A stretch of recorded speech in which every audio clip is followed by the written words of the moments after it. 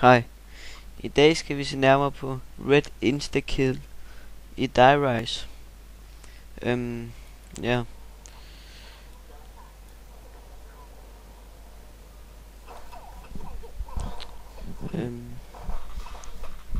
Og når jeg tænker, der er Red Insta-Kill, så tænker jeg også, at der måske er nogle hidden super perks eller permanent perks. Nogle perks, der bliver der hele tiden.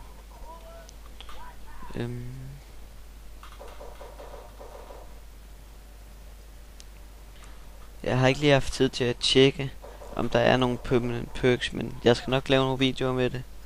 Om der er, eller om der ikke er, og hvad det så er for nogen. Og jeg burde få mit første Red Insta-Kill lige her om lidt. Jeg tror, jeg kommer her. Ja. Så kan I se nederst i bunden af skærmen er der et rødt dødning i hovedet. Det er Red Insta-Kill. Og det Red Insta-Kill gør, det er når du løber ind i en zombie, så dør den. Du behøver ikke knife den eller skyde den eller noget. Den dør med det samme. Red Insta-Kill har du cirka 15 sekunder, og har du det normalt i ekstra 15 sekunder. Så i alt har du Insta-Kill i 30 sekunder.